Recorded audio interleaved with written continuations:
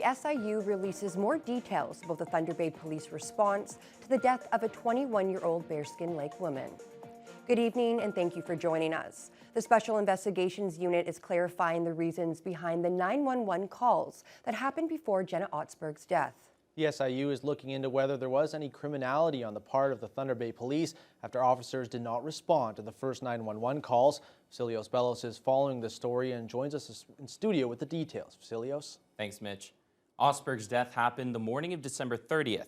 The SIU initially reported the first of 3 911 calls was about a domestic disturbance.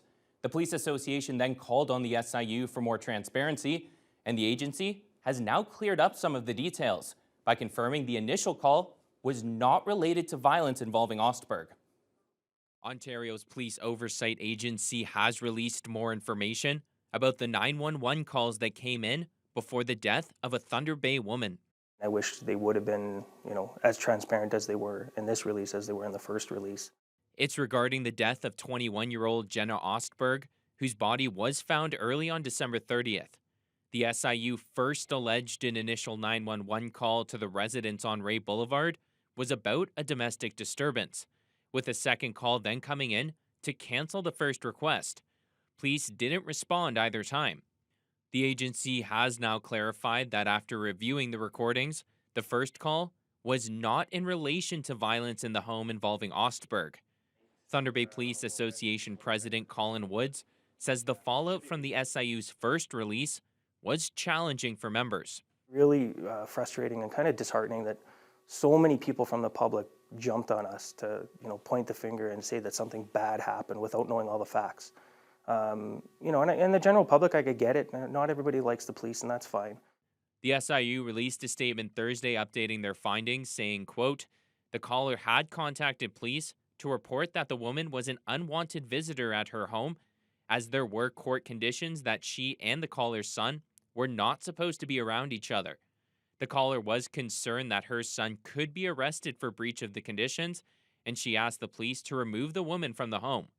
The same caller subsequently contacted police to cancel the call for service, reporting the woman had left the residence." The SIUs, they take their time with their investigations, and it might be months before we actually learn, what their final report is. But yeah, we have to wait. We have to be cautious when we have to be careful of, making assumptions before we know all the facts. Woods concludes by saying not every 911 call is an emergency call for service. This new information has not cleared Thunder Bay Police of wrongdoing, with the SIU investigation still ongoing. Vasilios Bellos, TBT News. Thunder Bay Police are now appealing for public health to solve an October 2023 murder case after charges against a previous suspect were withdrawn in court. The body of a 24-year-old Toronto man, Abdullahi Mohammed Ali, was found at an Ogden Street home on October 15th. Police charged 25-year-old local Russell Braden Muniz 4 days later. But it came to light yesterday that those charges were withdrawn late last year at the request of the Crown.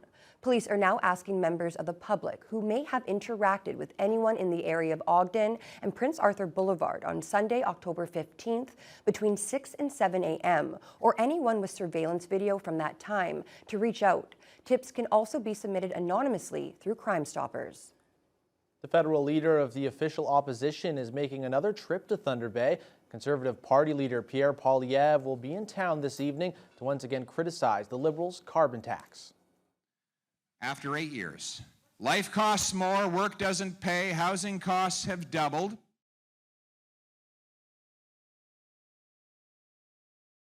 Poilievre was also in Thunder Bay in July when he held a rally at the Da Vinci Centre. The leader's trip this time around comes after an Axe the Carbon Tax billboard was put up on Red River Road, directly across from Liberal MP Patty Haidu's office.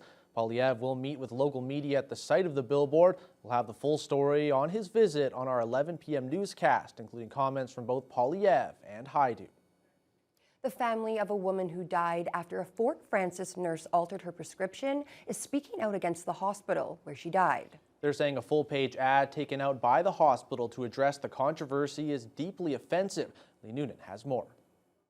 On January 4th, 2015, Hermina Fletcher died at La Vérendrye Hospital after nurse Lindsay Coyle altered her pain medication administration record in order to steal morphine. On January 4th of this year, Fletcher's son Melvin and granddaughter Melissa say they were shocked and disturbed by an ad taken out by the hospital on the back page of a Fort Frances newspaper. They issued a statement through their lawyer, Douglas Judson, condemning the ad. The Fletchers were really upset by this, particularly that it was published on the anniversary of her passing.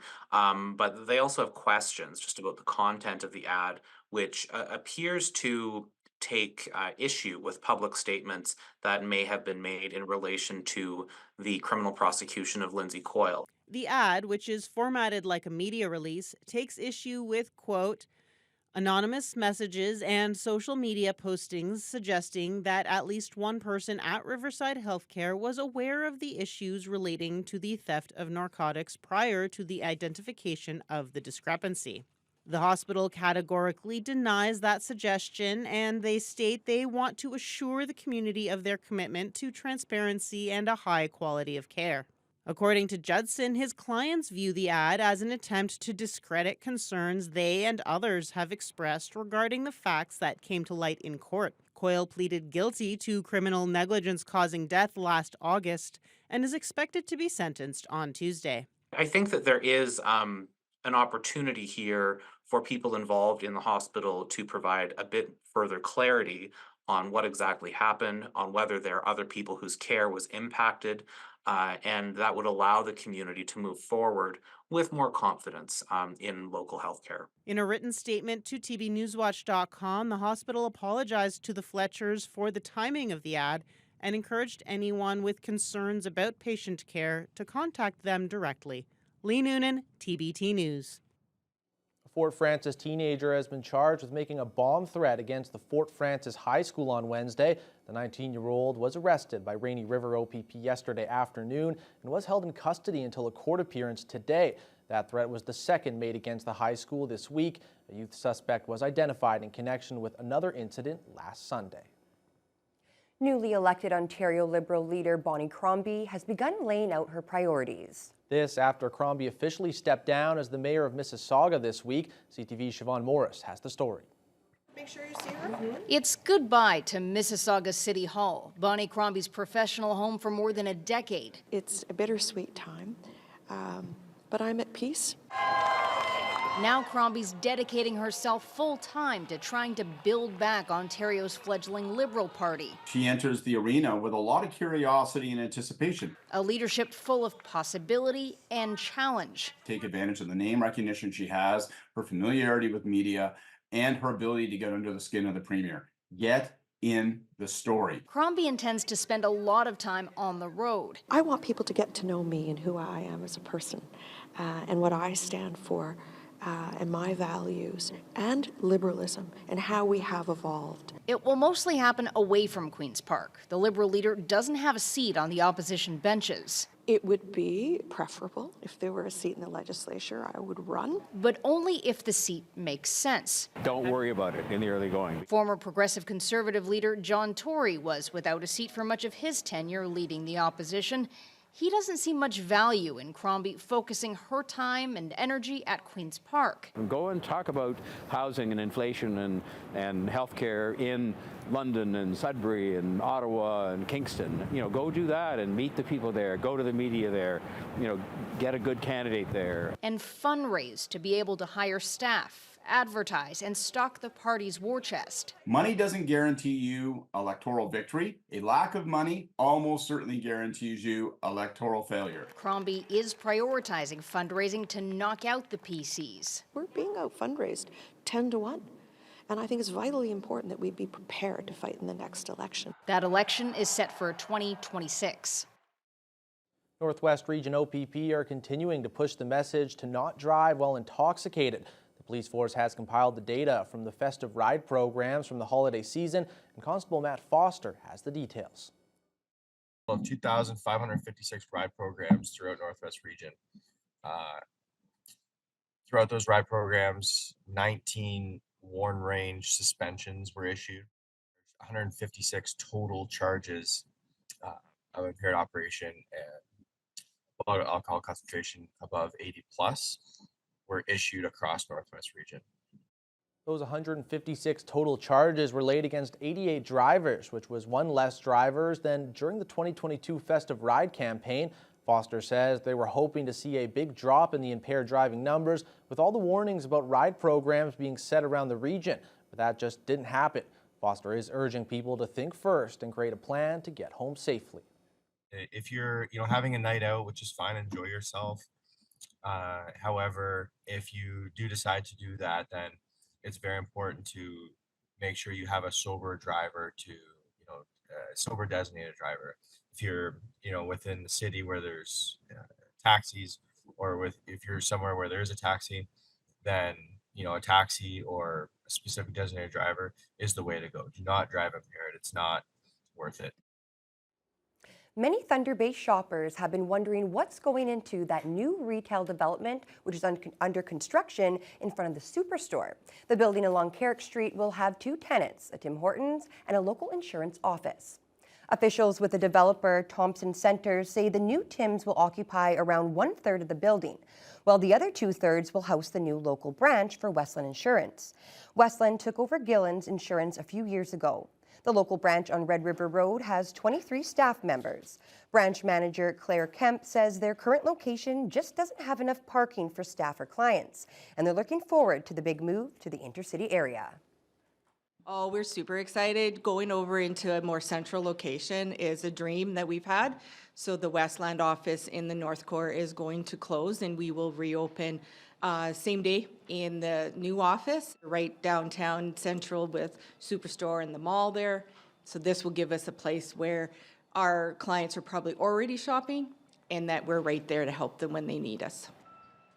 Construction should be wrapped up in early summer, with the businesses moving in during July or August. Well, turning to weather now, it was fairly chilly out there today, Fiona, and we did see a little bit of snow falling. Yeah, but it was actually fairly seasonal for this time of year. We did have that snow continue pretty much throughout the day, but it was very, very light.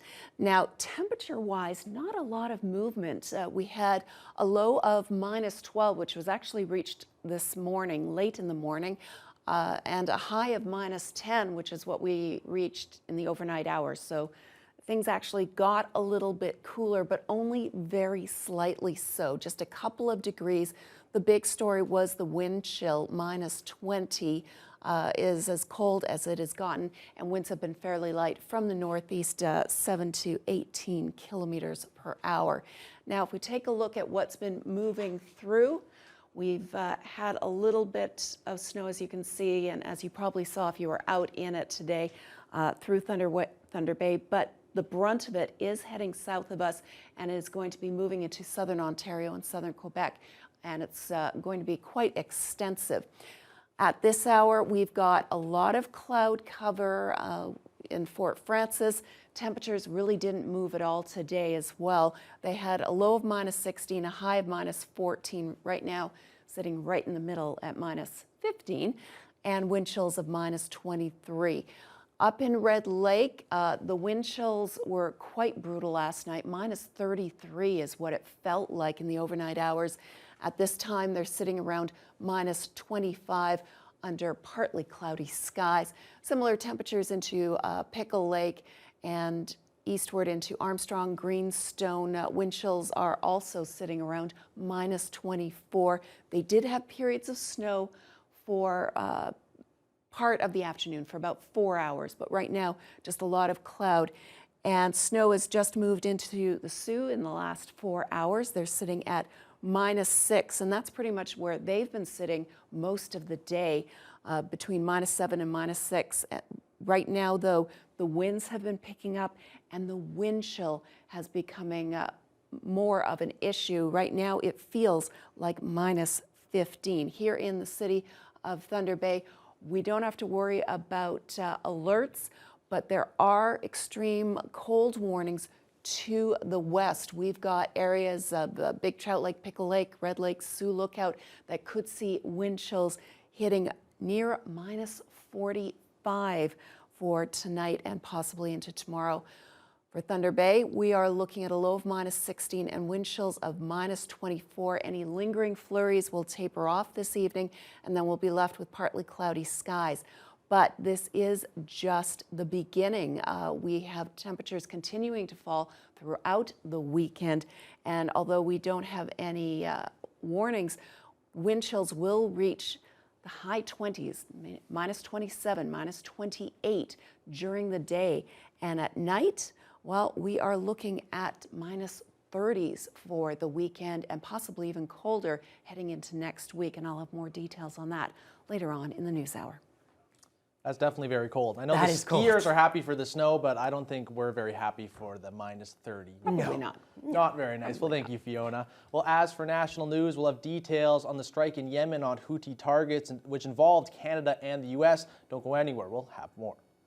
The support that they're providing to the Houthis, including for these actions, needs to stop.